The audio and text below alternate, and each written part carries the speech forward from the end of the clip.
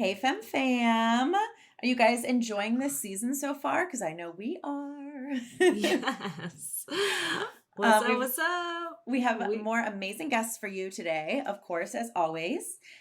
Today we've got two producers in the docu space, which we don't have a lot of documentary filmmakers on the show, or at least haven't yet. We've had a couple, but it's always interesting to us because that's not our space, and it's while there are a lot of similarities between fiction and nonfiction and documentaries and all of that, but there's a lot of differences too, and it's a whole different world, really, and it's a whole different way of storytelling. So we like to have some documentarists. Is that a word? It's going to be now. it's gonna be now. On our show on occasion. So today we have producers Erik Nelson and Jewel Palovak, and they are the producers of Diary of a Grizzly Man, which is based on Timothy Treadwell's story. He lived with these grizzly bears in Alaska and was up close and personal with them. He was host and cameraman, like living with them, really interacting in their space. So if you're into just animal documentaries and nature, uh, all of that, that world, like this is for you guys because it's just it's incredible what he was able to do. And I will not tell you the spoiler, but I will say the end of it is a lot. So It's get ready for like an epic journey with Timothy Treadwell. And also, yes. I want to mention, some of you may know the name Werner Herzog as a filmmaker, and he created Grizzly Man, which is the feature version of Treadwell's story, but told through Werner's perspective or Werner's eyes. Mm-hmm. Whereas this Diary of a Grizzly Man is a 3-part series that is really just all completely from Treadwell's own, diary and his own photography and all of that. So it's kind of cool. You can get both perspectives if you want to watch both of them, if the story really interests you. And in this interview, we go into not just Treadwell and his story and what this film is all about, but documentary making film. Bleh, I'm gonna edit that out. But documentary filmmaking in general, and what draws us to it, and what draws filmmakers to Mm-hmm. creating it. Well said, Tessa. This is why I let her lead these intros. Well done, girl. No, guys, like she encapsulated that beautifully. Yeah, if you guys love to watch documentaries, even this just helps you understand what research and time goes into making one as well. And just what the passion behind it is too. So we know you guys will enjoy.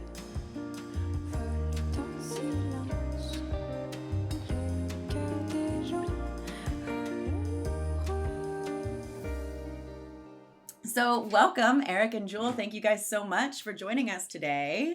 Thanks for having us. Yeah, of course. We're really excited to talk to you guys today because we don't have a lot of documentary filmmakers on the show, or we haven't yet.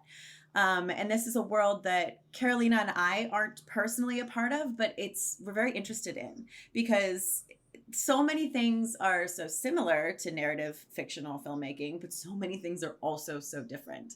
So we're excited to talk to you guys about your experience. And of course, today we're going to talk about Diary of a Grizzly Man, but I want to get started with how you both got started even before this particular film. Jewel, do you want to go first? Sure. I really was very new to any kind of documentary filmmaking. I was always in the hospitality business until Timothy died. Mm-hmm. And then, there was a lot of controversy surrounding his death. And there were a lot of offers for people, wanting to do different shows. And Erik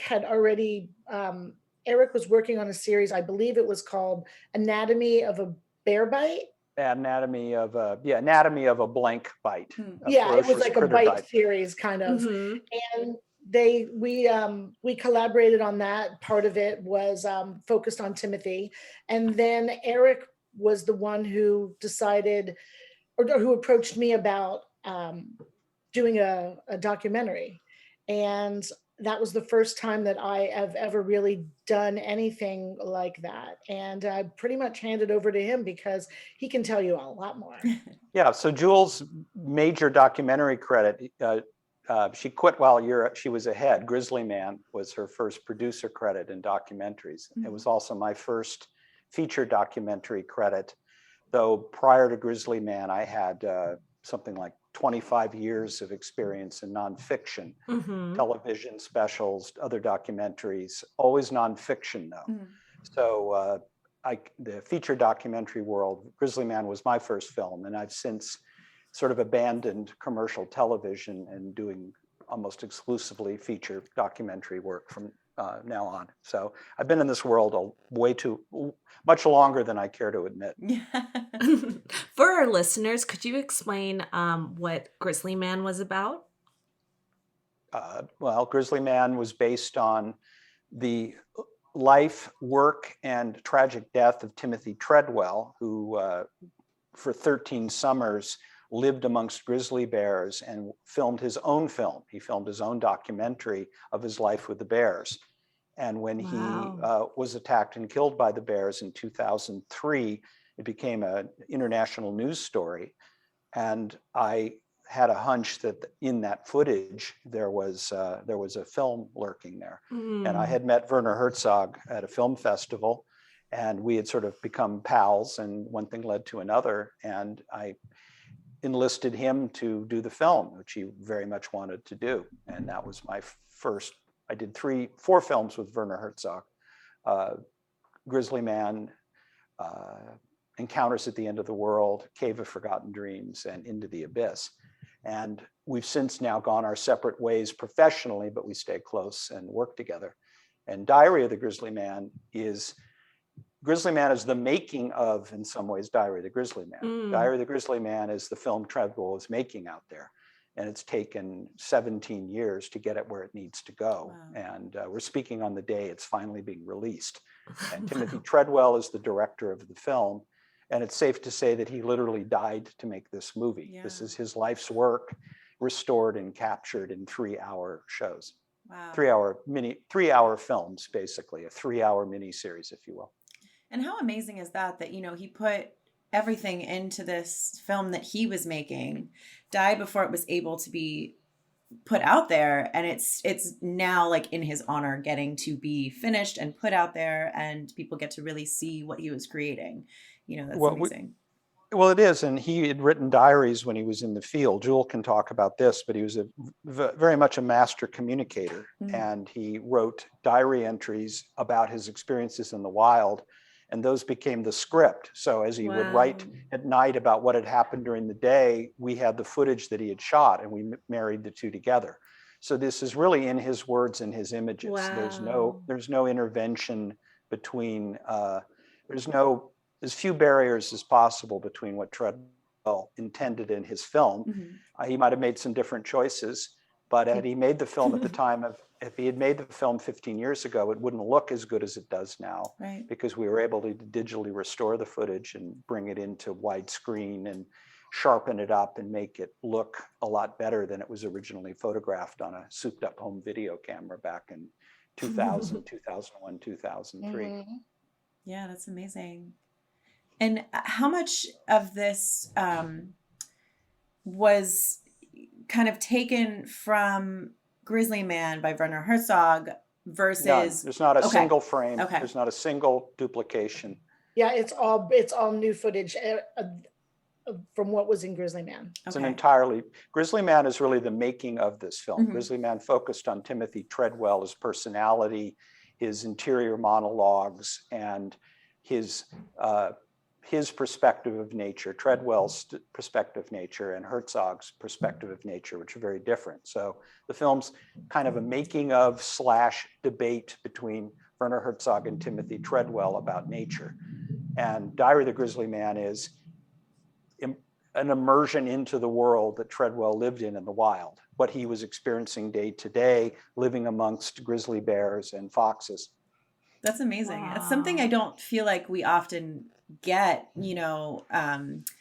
is such a deeper exploration with different footage and from a different point of view, almost really, into a person's life and what they did. And it's just really cool to get to see that from, like you said, like kind of the making of version and then like his diary version of things. So, Well, both films, they either could be screened in either order. You could screen Diary of the Grizzly Man and then see what was going into making Diary of the Grizzly Man. You could screen Grizzly Man first and then Diary of the Grizzly Man, or you can screen either one of them. They're two separate films documenting the same extraordinary person and what he was doing out there. And it's unique. No one's going to ever do what Timothy Treadwell did, I think, live among No, they bears. wouldn't really be given the opportunity. It wouldn't, I don't think it would really be allowed now. I mean, you could do it, but you would have to take a bastion of cameras and people and equipment and everything. And he just did it all there all by himself. I mean, when we started, all we had was really a fax machine, and he kind of grew through getting sponsorships from better camera places, like Minolta was a big sponsor. And then he moved into the video, and then we finally got a satellite phone. But that's how we communicated. I mean, like back in the day, there was no internet, there was no streaming, there was no webcams or anything. He just was at it every single day. And I think it's really cool too, because people can do that now. Right. You can document every moment of your life if you want, Mhm. but then you couldn't. So I feel like it's kind of like the beginnings of, I don't know what you would call it, the selfie or the iPhone photo, or the sort of The YouTube vlogger, like yeah, kind of exactly. documenting your Yes, day. Yeah. exactly. Yeah, the document your world, and that's exactly what he did. Mm-hmm. That is so fascinating. Jewel, what for you because Erik was starting to say that really drew you to his narrative and perspective. What like got you, were you piecing all of that together yourself, or do you guys have like a producer producing like the script from the diaries? Well, it started back when we were doing Grizzly Man, and we went through all of his diaries, and he was there was a definite, Erik had an awesome team. I had done some myself, but Erik had an awesome team that really, I guess, archived and chronicled everything together, so we could definitely match up what was happening in his quote unquote script and what he had actually filmed. And there were hundreds of, probably over 100 hours. And Erik's team, probably, like the things you see in Grizzly Man, were culled down to about, what would you think, Erik? Maybe we 5 boiled down. Werner hours? made it clear what he was interested in, and that was about 10 hours of material. So Yeah. Werner dealt with about 10 hours of the material that turned into the hour and a half of Grizzly Man. And for the 3 hours of Diary of the Grizzly Man, we attacked the other 90 hours. Again, using Treadwell's diary as a narrative guide. Yeah. So that was kind of the script that a close friend of Timothy Treadwell's, Warren Queenie, read his diary. So we asked Warren, who was an actor who has a great narrative voice, to read Treadwell's diaries. But every word and every image is from Treadwell. And diary also features a number of his stills. So he got right up with a beautiful 35 millimeter camera and was taking pictures of these animals a few feet away, not using a telephoto lens. And we were able to use that. There were hardly any stills in Grizzly Man, but Diary of the Grizzly Man showcases just his ravishing nature photography.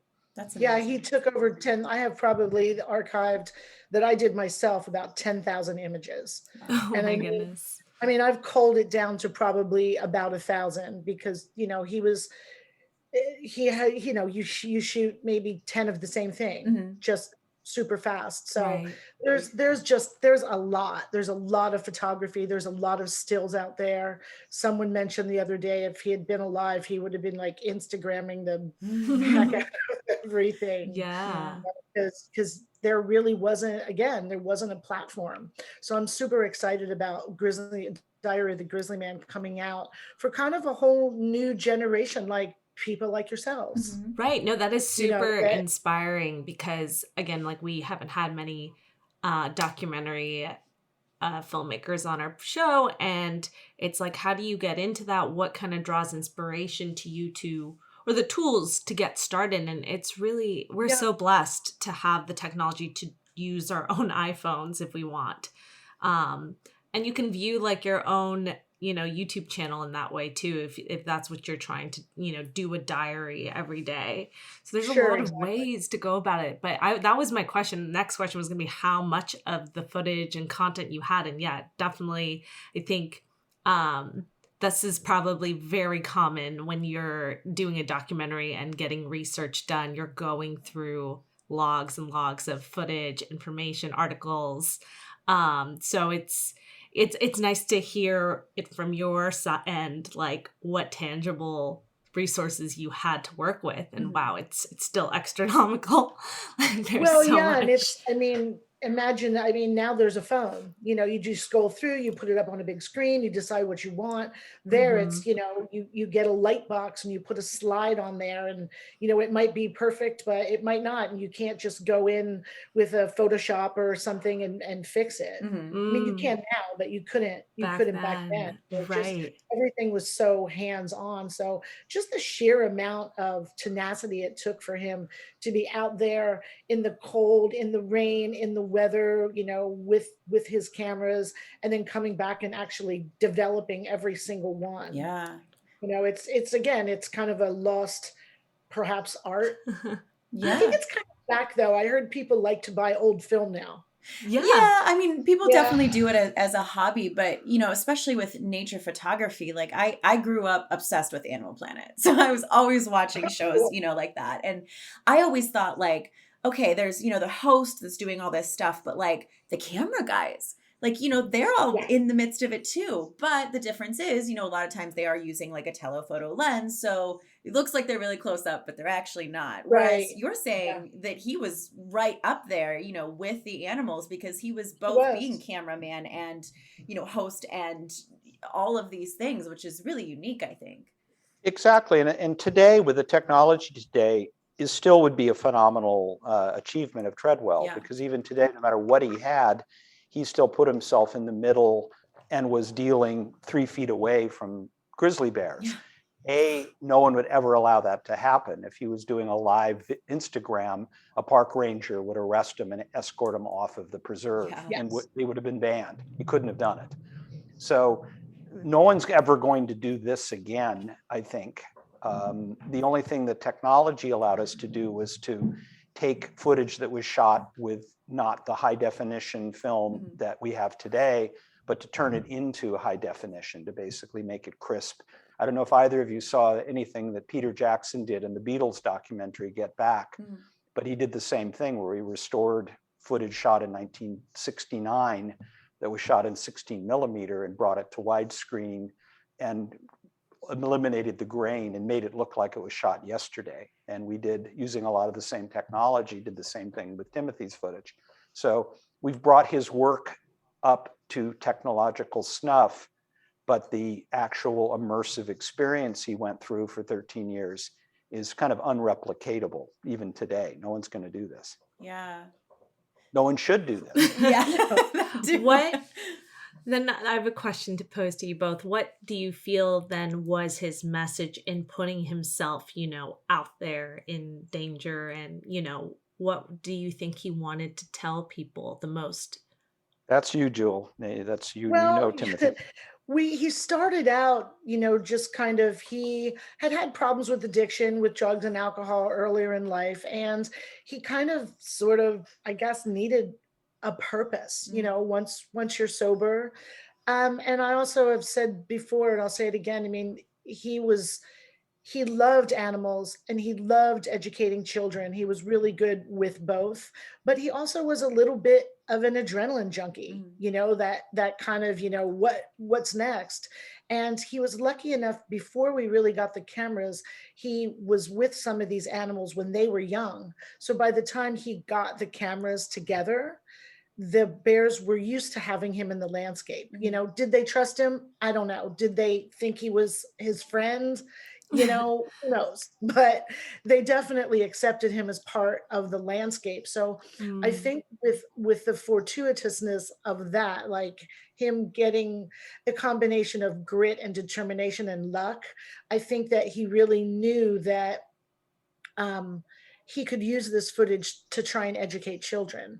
And also it was kind of, he always used to refer to it as the secret world of the grizzly, Mhm. because also back then too, you might see things like this on, like a documentary here and there, but they were places you couldn't really get to. And there are places that if you did want to get to, you'd have to throw down a chunk of change to be able to get in a float plane and get out into the wilderness and be able to, have a camping experience. So I think Mm-hmm. he also wanted to try and bring that to people that at the time never would have been able to do it. Mhm. And also he got a lot of flack from biologists because he was out there getting, nothing against biologists. I mean, it's very hard. They're very dedicated, but they don't, their monies come from doing a more staid, like their studies, it's like, how far did they go? Mhm. Where, what did they eat, by looking at their scat or by collaring them. And Timothy was able to get in there and just really see every minute of the bears and the foxes. So I think his message was that he wanted to show everyone of the secret world of these magnificent animals, which he pretty much credited with saving him, Mhm. Mm. giving him the epiphany, like, hey, if I have a big fat hangover, I can't do this. Yeah. If I lose everything because my eyes on not on the ball and I'm partying, this is not gonna happen. So I think he also one of his biggest messages was that he wanted children to realize early on that they are the stewards of the planet, that Mhm. because he was in national parks. I mean, technically it's my park, it's your park, it's the American people's park, and Yeah. that maybe Mm-hmm. you should be able to try and have a say. So just to inspire children, rather to pick up a camera rather than a gun. Yeah. I And love that's what I that. think a lot of his Powerful. was. Yeah. Yeah, so important. So important. I think too, it's strange that some of the most, I don't want to say most common, but I think that like bears and wolves and sharks are all animals that are like very misunderstood. People don't know, they're just, looked at as like these like villain animals. They're vilified, yes. Exactly. And it's so, we don't get that for like lions and tigers because, we, especially as American people specifically, don't encounter them, whereas it's like these True, common yeah. animals that we just, it's not really, we're not taught a lot about them unless we go seek that knowledge ourselves. So something like this, I feel like, is really great, like you said, for kids to get an idea of like, from a young age, like, oh, this Yeah. is what this animal is and is about, and what it's like to be around them, and the environment that they live in, and all of that stuff. Like I think that is so incredibly important and isn't really done enough. And especially, like I said, when I was a kid, I loved Animal Planet. I was watching that all the time. And I feel like there were some shows geared towards children, like Jack Hanna was a big one that I watched all the time, or like Oh, Steve yeah. Irwin and stuff, but I feel like that kind of fell out of popularity after a while. So it's great that this is coming now at a time where it's just not around as much anymore, so I'm glad that his message is coming back out here for people. This is a great time for it to be released. The only sad thing is, of course, that he's not here to see it. Right. I think Timothy, Yeah. we're always mindful, both in making this project and Grizzly Man, is what would Timothy have thought about this? Mhm. He probably would have had a little bit of an eyebrow raise at Grizzly Man because a lot of the footage that was in that film was not footage he intended for public consumption. Mhm. Mm. So I think he would have been more aligned with the new project, but I think he would also have loved to have been in a film directed by Werner Herzog, and he would have appreciated the respect that Werner treated him with as both a filmmaker and as a kind of a philosopher of nature, Yeah. even though Treadwell and Werner had very different opinions about nature, different viewpoints. Werner balanced the two, I think, brilliantly in the film, and that's what gives Grizzly Man its power. As part of that is that dialogue between two visionary filmmakers about the subject of nature. Mhm. Yeah, I would say that's what you're saying is so important. I think for anyone in the docu space is to, think about the person you are telling this life story about and put that at the forefront of how you tell the story. You want it to come from them than like your own opinions, because then it kind of ruins the whole point of even doing it. Well, it's a question of trust and legacy too. Yeah. Certainly in the crime genre, the true crime genre, there's a lot of rather disgraceful uses of misappropriation of people's stories for ratings and prurient reasons. And, they'll reach out to family members and capture them crying and devastated over a crime. And they're not doing this to benefit the family members. They're doing it to create potent moments that they can package on a television show and sell advertising for. Exactly. So as the great filmmaker Frank Capra said, only the morally courageous should speak to their countrymen in the dark. And I think in this world of true crime and some documentaries, the filmmakers might be losing sight of that. And it's a delicate balance, because you obviously need funding. You need to have your film out there, right? But at the same time, you owe it to the subject of your film a modicum of respect, and have to always, especially if in the case of Treadwell, they're deceased, they're not here anymore. What do you do? And Jewel, when we made Grizzly Man in this project, was very protective of Timothy, but on the other hand, was very open to allowing, quote, the truth, unquote, out. So it was a very delicate balance, but there's no easy solutions to it. But it's something that any filmmaker should really keep in the back of their minds. Why am I making this film? Who am I making it with? And what's the point? What's the purpose? Yeah, that's very true, because, whenever I watch a documentary that's something that's not necessarily someone's life story, but like an unsolved mystery sort of thing, like on aliens, or, something that we don't have a definite answer for. You always have to think like, well, what is this filmmaker's opinion? And a lot of times it's very obvious, they do or do not believe that this particular thing happened. But sometimes you're like, okay, well, we actually are getting objective, both sides here. But even in someone's life story, you can have that too, where the filmmaker. Well, if they're doing films about aliens or Bigfoot, the deck is always loaded to believe, because that's where the ratings are. Nobody wants to watch a film that debunks UFOs or says, well, if there are Bigfoots everywhere and have been Bigfoots, how come they've never discovered any fossilized bones ever anywhere? End of documentary.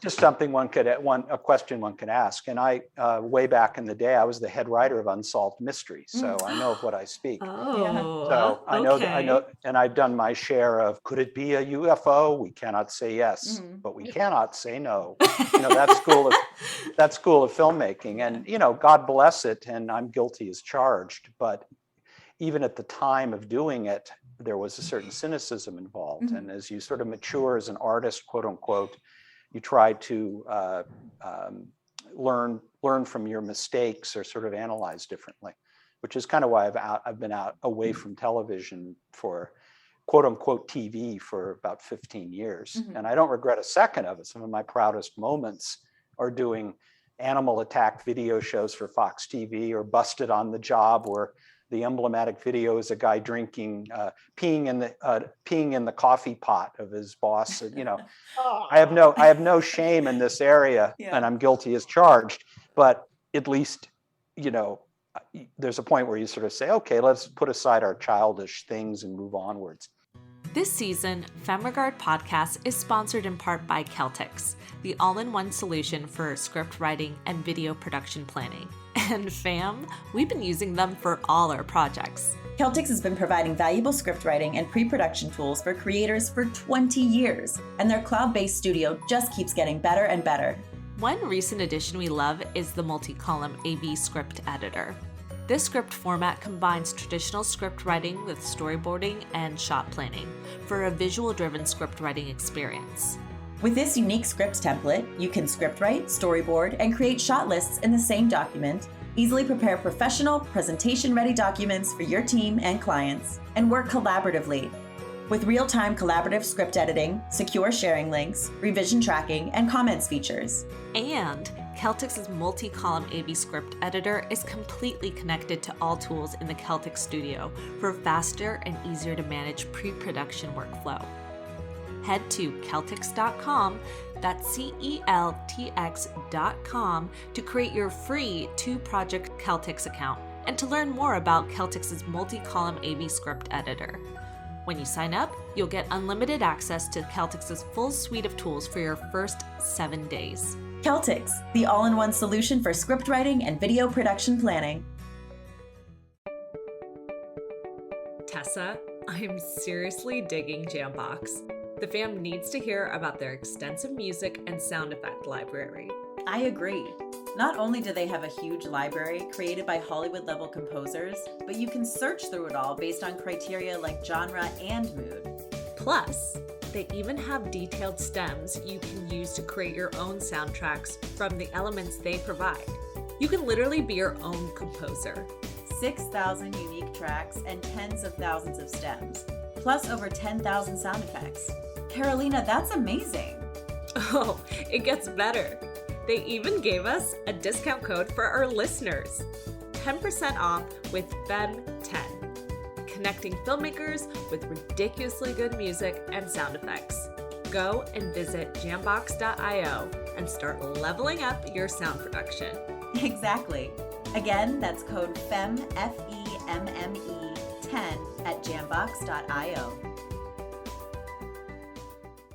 I think I like that what you said, the two aspects of and I'm going to butcher exactly what you said verbatim, but why should you be telling this story? And the second thing, well, you always ask yourself why, and I wanted to just focus that's just the beauty on both sides of documentary or, writing a fictional narrative. So I love that crossover. It's still... Well, but fictional narratives, though, it's fictional, so you have an enormous amount of latitude. And absolutely, even if you're adapting a life story, you're getting the rights. There's dances that have to be made, but that's a different playing field. A documentary is by nature reality. And, I'd have a lot of conversations with Werner about this because he would talk about the ecstatic truth versus the accountant's truth. And he said the accountant's truth is, film a phone book if you want the accountant's truth. The ecstatic truth is a larger truth that emerges from the real material. And, it's an interesting debate, but there are few filmmakers alive today who you can trust with the ecstatic truth. And Herzog's one of the very few. So he gets away with it. Plus, he's also obviously made extraordinary narrative fiction films. So, and I think documentary filmmakers don't normally insert themselves as much as Werner does into his films. Well, that's his film. I mean, his film is exactly. him. It's his narration. It's his portrayal. It's his vision. But by doing that, he's showing his hand. What I have issue with are filmmakers who rig the deck, who put distort things or aren't in the film, but are warping the story for their own ends and not being transparent about it. And there's been a few examples of that recently where I think you have to just be very careful. And is that by just subjectively withholding certain, facts? Withholding facts, setting up a structure, cutting an interview before there's a second part that contradicts the first, getting research just basically wrong. There's, standards should be high. Agreed. And, it's again, there's a market, and I look at true crime documentaries, that's a huge popular genre right now.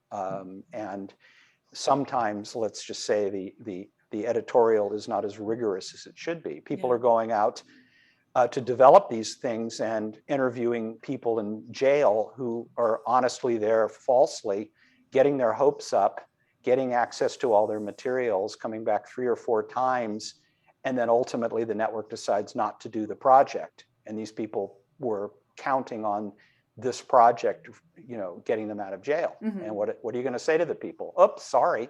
Yeah. And in some cases, the filmmakers aren't telling the prisoners that it's not our decision whether this project goes. So it's, there's some very queasy decisions being made that I think could be, discussed more openly amongst the filmmakers. Let's put it that way. Yeah. No, I really love that you bring that to the forefront, because again, this is not a territory we like get into, and it's just as true crime fans, I think it's really it takes we should take pause to think about that more, you know. Well, it's like, what's the point of telling the story about another mother who lost a daughter to a serial killer who there's been 4 or 5 other shows about, or re-exhuming the crimes again and again and again? Yeah. You know, where you know, it's fine if it's Silence of the Lambs or it's a Hannibal or a mythical serial killer, but the sort of endless fascination with Ted Bundy or Richard Ramirez or the serial killer documentary genre, at a certain point, it's like, all right, enough already. You know, what are you adding to the discussion other than just the sense that people watch this thing because as bad as their lives are, they can say, yeah, but these people had it even worse than me. And I think there's a correlation, I think, between the audience for these of people, interestingly enough, women. I would say that the true crime genre, overwhelmingly, the audience is women. Yeah. They have conventions for it and the demographic breakdowns, which I find surprising. And I can't answer that question. Your podcast deals with these issues, but you think that, you know, in that this would be an abhorrent discussion, not glorifying, but wallowing in these crimes and wallowing in the victims, and the women especially are victimized, would back away from it. It's exactly the opposite. There's a book by an author named Rachel Monroe. I forget the title, but Rachel Monroe, she writes for the New Yorker, and it's all about this, unpacking the true crime genre. She goes to the conventions they have. There's little annual conventions where people go to meet the authors, to meet the filmmakers, to kind of, and again, I hate to say it, the attendance is probably 80% female. I mean, and you know, I have no answer to that, but it's an interesting area that I don't think has either academically or thematically been approached. You could do a documentary on the genre that would be interesting. Yeah, I completely agree. I mean, it's similar also to like reality TV, which, you know, I'm not going to compare reality TV to documentaries. No, but you can. It's all the same thing. Reality TV is, well, when I was doing films with guys doing hideous things in their boss's coffee cup, I would say that I would curate reality. I wouldn't create reality. And a reality show, quote unquote, they're creating engineering a situation where people who want to be on television are knowingly immersing themselves in a situation. So it's a hybrid where I would do shows that would curate it, which is, this happened, somebody caught it on tape. Now, they're both disreputable genres, frankly. I'm not holding myself up as an example, but it does raise a lot of interesting issues. Yeah. And it's the same kind of question to pose. It is like, you know, why do people love reality TV so much? They love seeing these people in these chaotic situations. And again, is it because they aren't experiencing that and they can say, oh, my life is better? Is it because they're just bored? You know, who knows what the answer is? The good ones have, honest competition. You know, they have all sorts of things going on, and they're immaculate things. They're brilliantly produced, crafted, and they work. Their genre wouldn't be so successful.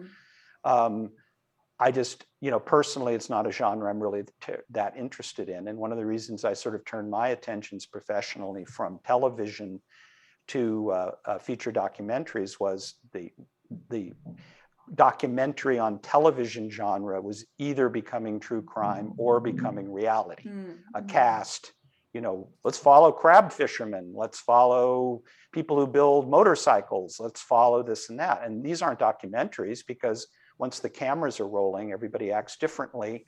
And their success, if the shows become successful, by nature, they're going to act differently. And as you mentioned earlier, for every guy you're seeing up in the woods, there's a camera crew following them. What about the camera crew? So there's just an artifice to it that is fine. And, obviously it's very successful and it works and is popular. I just think that I'd either prefer to watch completely fictional work, which there's an abundance, or immaculately conceived and produced documentaries. I don't want to see an uneasy mixture of the two, unless, of course, it's Squid Game. Fair enough. Love that. do you remember, I'm sure we sent it to you 15 years ago, but the person who produced the soundtrack to A Grizzly Man, Henry Kaiser, his day job is he is a research scientist in Antarctica. Oh, yes. So he went down to Antarctica almost a year before Grizzly Man came out. He had a rough cut of Grizzly Man and he went down to Antarctica. And that movie at McMurdo Station became a cult favorite. And they actually the scientists shot a version of Grizzly Man called Seal Man with, Oh, yes. remember Seal Man? It was I a do note for, remember so Seal this is a Man. case where there's a parody of Grizzly Man filmed in Antarctica with research scientists that's complete and finished like 6 months before the actual movie is released. Wow. So our movie's released, which sort of shows the power of that. Yeah. And then ironically, the next Herzog film after Grizzly Man was filmed at McMurdo Station with Henry Kaiser producing. And that's the film that got the Oscar nomination. So It's funny how the world works. Yeah. But so Herzog was a cult figure at McMurdo Station after Grizzly Man. So that's an exclusive for you. We've never told that story before. Yeah, that's really cool. Love it. That's amazing. Yeah. Well, is there any last takeaways about the project that, you would like to share with our audience? And of course, we're going to ask you where they can absolutely see it. Well, I'll do both. I would say that, again, it's available. I just checked it out. It's available on Amazon for rent, on Apple TV for rent or download or purchase. Amazing. And get thee to watch it. I think it's $7.99 on Amazon for 3 hours, which is pretty damn good price. Yeah. And watch it on the biggest screen you can with the sound up. I wouldn't publicly endorse eating an edible before it, but it couldn't hurt. And there it is. And the work and Timothy Treadwell really speak for itself. And if you like Diary of the Grizzly Man and you haven't seen Grizzly Man, then go watch Grizzly Man afterwards, or not, or watch them both together. They both inform and feed each other. But the key is they're there, and it is a very immersive 3 1 hours. So you can watch one. You don't have to binge it, but I think once you get going, it works. Yeah. Jewel? And one more question about that too. Did you decide to do it in the series format just because of the amount of footage you had, or? Well, yeah, series, traditional feature documentary is going to be an hour and a half. Yeah. It's my rule, not other filmmakers, that no documentary should be allowed to be more than an hour and 45 minutes long. So that would be half the length of this if we did that. Yeah. And 3 hours is a great streaming bite-sized morsel for attention deficit starved people like us who have to glance at their phones every 5 seconds. So if it was in a theater, we'd show all 3 hours together or something. But, the delivery mechanism sometimes dictates the form and content in this case. And this we think is the best form for this. Plus each hour has its own arc to it. And the final hour definitely shows the impending doom of Timothy Treadwell. We don't shy away from that, but there's a lot more in it about what the bear and, the things coming together, and more of an ID on the bear. The bear that would, we believe, kill Timothy is definitely a personality in the last episode. Whoa. So it does sort of come at you. So there's that. Jewel, what do you think? You're I think there are many reasons to watch it, especially for people of your generation, looking at kind of like we were talking about the first sort of starts of someone being a selfie king. You'll love it if you like wildlife. You'll love it if you've never, that part of Alaska is not really, there's not a lot of footage about it. And I think you see somebody that was what he likes to call himself, a kind warrior. Someone in the early days really fighting the fight with good humor, good attitude, and fun. I love that. I'm excited to watch. I've been waiting till today's release day. So yeah, and listeners, while you're going to be listening to this a little bit later, but we're recording today on January 11th. So today's the big release day, and make sure you guys rent it, download it, all of those things. Also, Jewel and Erik, is there anything you want to plug for yourselves? Any sort of social media websites, anything like that? No, not for me. Jewel, though, your Grizzly, your organization is well represented online. So where do you go to find out more about Grizzly people? Grizzly People right now is kind of going through a rejiggering, especially after the pandemic, board members redefining roles and seeing what exactly we can do now that there is a good, children are used to sitting at home. People are used to learning more by a computer. So we're trying to put things together that would really speak to that, more of a lesson plan that's viable that way. Yeah. I can also send you a link. Etsy is not cooperating with me right now, but there is a little venue, Treadwell Photos on Etsy. Okay. But ladies, I can send you, it's the store is not, it'll be functional by Friday. Okay. Yeah, Yeah. Yeah. Definitely please. send us It's been that. kind of Yeah. bugging on me a little bit, so I can send you guys a link, and if people are interested in just taking a look at all of his library of photos. And to carry on the edibles theme, I do host a radio show. Yeah. I do host a radio show every Saturday at 12 PST on a radio station called KSQD. Squid, K-Squid. Now we're A calling back to theme. my octopus teacher. Oh So my if God, you're- and Squid if you're- Games. We if just you're a have fan- it. Yeah. If you're a fan of the Squid Game, so if you're a fan of the Grateful Dead, smoke them if you've got them, and if you're listening to this podcast, you probably got them, and you hosts probably know where they've got them. So that's that'll be my personal plug there. Perfect. And I would completely definitely- unrelated. Where can you definitely be tuning in. Yeah. Yeah. Where can you tune in? I'm sorry, I missed that. It's streamed on you just go KSQD on Okay. Google, and it's streamed live at noon PST, Pacific Standard Time, and it's archived there too. So if you want to check it out, Amazing. Yeah, I you want to can check it out. it's called the Grateful Dead Zone. Awesome. So what can I say? It's what I do to keep from working. I love it. Our Geekscape Perfect. network would love that. Amazing. Yes. Well, thank you so much, Erik and Jewel. This was such an insightful and a beautiful look into the documentary space. Really, you just nailed the heart of it. Oh, thank you. Yeah. Thanks, ladies. It was a pleasure. Absolutely. And we're both super excited to watch. So, yeah. Thanks for listening to FemmeRegardPodcast. If you like what you hear, tune in every Friday for more tips on the filmmaking business and insightful conversations with industry professionals. We can only grow with your support, so please subscribe, share, rate, and review. You can also join the Femme Fam on Patreon. For more on us, check us out at FemmeRegard.com.